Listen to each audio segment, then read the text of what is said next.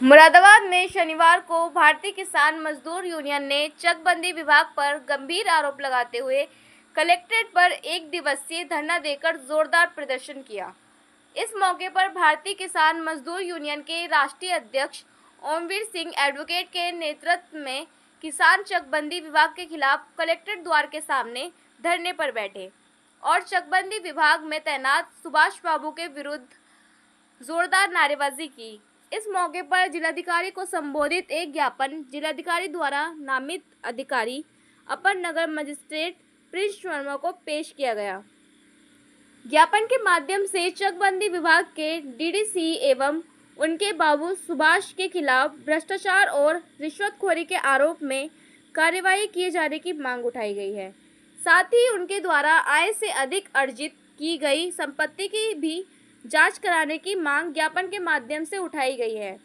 इस दौरान नईम चौधरी, भारतीय किसान मजदूर यूनियन के प्रदेश प्रभारी आतिक अहमद, मोहम्मद इस्लाम, सिराजुल हसन, मोहम्मद सलीम, मोहम्मद काशिम पासा, अकील, अनीस, मोहम्मद रफ़ी और मोहम्मद आलम सहित भारी संख्या में संगठन के पदाधिकारी व ग्रामीण उपस्थित रहे। प्रदर्शन एवं ज्ञापन के विषय में जानकारी देते हुए भारतीय किसान मजदूर यूनियन के राष्ट्रीय अध्यक्ष ओमवीर सिंह एडवोकेट ने बताया। ओमवीर सिंह एडवोकेट, राष्ट्रीय अध्यक्ष भारतीय किसान मजदूर यूनियन।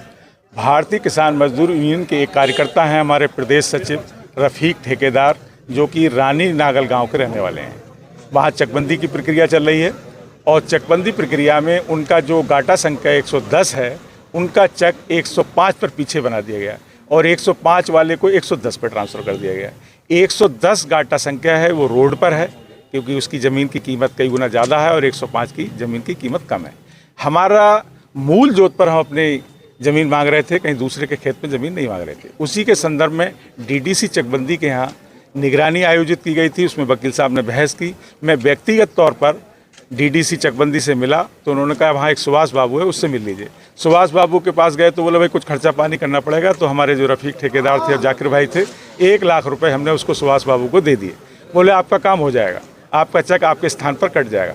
4-5 दिन बाद जब हम आए दोबारा से तो बोले भाई आपका काम नहीं हो पाएगा। हमने भाई क्यों नहीं होगा?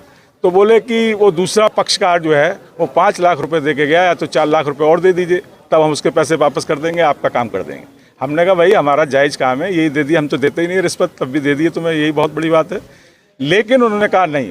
बोले फिर हम चकबंदी से मिले, डीडीसी चकबंदी से मिले, तो उनका भी रवैया हमारा ठीक नहीं था और फिर उसने कहा कि 1 लाख रुपए अपने वापस ले जाइए। लेकिन हमने उस पर उसी बात को लेकर के थोड़ी सी कहा सुनी हुई, क्योंकि हमने कहा हमने पैसे काम कराने के लिए दिए थे, वापस लेने के लिए नहीं दिए थे। तो बोले नहीं, अब मैं आपके पैसे भी वापस नहीं दे रहा तो क्या कर लोगे? मैं कोई रिश्वत आपने किसी के सामने थोड़ी दी है, कोई प्रूफ थोड़ी है, मैं ये भी बना कर देता हूँ तो क्या करोगे आप? तो उसने वो 1 लाख रुपए भी हमारे रख लिए और सुनने में यह आया भी आदेश नहीं हुआ कि आदेश होने की कगार पर है दूसरे पक्षकार के। अभी रोक रखा है डीडीसी ने, लेकिन संभावना, क्योंकि जैसे उन्होंने बताया, स्पष्ट कह दिया कि आपका नहीं होगा। तो ज्ञापन के माध्यम से ये मांग है कि जो सुभाष बाबू है और डीडीसी चकबंदी है, इसके खिलाफ सुभाष बाबू हैं कम से कम 5-6 साल से पूरे ज़िले की यहाँ पर दलाली बैठ करके ये करता है। 4-5 दलाल लगा रखे हैं, वही सारा पैसा इसे ला करके इकट्ठा करते हैं। कई करोड़ का व्यक्ति है, मेरे से कह रहा था अगर मेरी नौकरी से सस्पेंड हो जाऊंगा तो मेरे पर कोई फर्क नहीं पड़ने वाला, मैंने कई करोड़ रुपए कमा लिया। तो इसकी न्यायिक जांच हो, इसकी जो बेनामी संपत्तियां इसकी भी जांच हो सुभाष बाबू की, और डीडीसी के खिलाफ भी इनकी जांच के उपरांत इनके खिलाफ कानूनी कार्रवाई की जाए और हमारी मांग पूरी की जाए, हमारा चेक अपना यथास्थान पर रखा जाए।